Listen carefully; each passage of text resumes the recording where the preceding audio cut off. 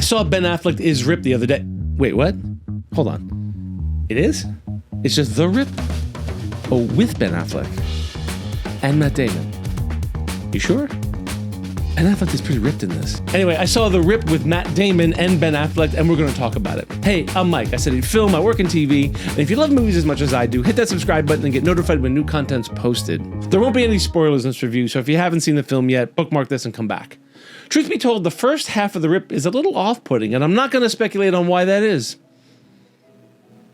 Oh, okay, I'll speculate. The film starts with the murder of a Miami narcotics detective and goes straight into a game of finger-pointing, turning cop against cop and challenging allegiances. The plot follows a narcotics team as they discover $20 million hidden in a safe house and the temptation of the police officers to steal some, if not all of it, for themselves.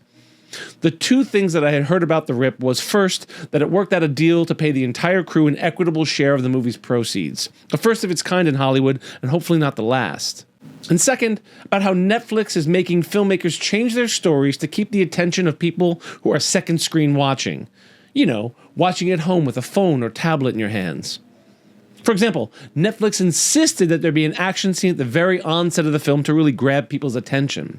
And they insisted that the script reiterate the plot over and over again, and dilute dialogue down so it's impossible to get lost. And, as anticipated, when those moments that had tons of exposition came up, I reached for my phone. The film offered me that opportunity. I'm not going to go on about this too much, except to say I never look at my phone during a movie, but somehow during this, I don't know, it felt right. I even got up and let the dog out, made a snack while it was on, and didn't miss a beat. There's a deeper problem here about the future of storytelling that I'll save for another video. Suffice to say, I'm willing to bet there's a version of The Rip, even if it's just on paper, that is more traditional and something I probably would have really enjoyed. Because the second half of the film is what Hollywood movies should be, and I'm glad I pushed through the first half to get to it. Anyway, The Rip is inspired by the true story of Miami-Dade County Police Captain Chris Cassiano.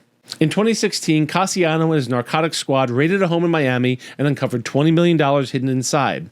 The character, played by Damon, is based on Cassiano himself. He's lost his son and is enduring some financial troubles because of the hospital bills that he's accrued. Cassiano's real-life son, Jake William Cassiano, died from leukemia in 2021.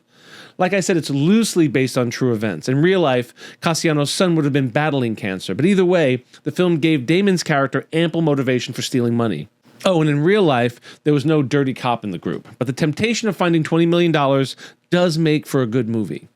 So, loosely based on true events. I have to say, The Rip is exquisitely shot. Most of it takes place at night, and there is some real beautiful photography happening here. The scene I want to bring to your attention is when 4 of the main characters are in the back of an armored vehicle. The outside lights from the moving truck are lighting the characters so that we see 2 or 3 different lighting setups on their faces, and it mirrors what's happening in the plot. Allegiances are changing, new information is coming to light, and the light is drawing your attention to the shifting of the plot. Is the character good? Are they bad? Are they in the dark about the events unfolding? It's all really well done. Listen, there are also moments that are over-the-top cheesy. Ben Affleck as the hot-headed cop? Did I mention Ben Affleck is ripped in this movie? I mean, The Rip isn't Apocalypse Now, but it's a pretty good Hollywood action movie.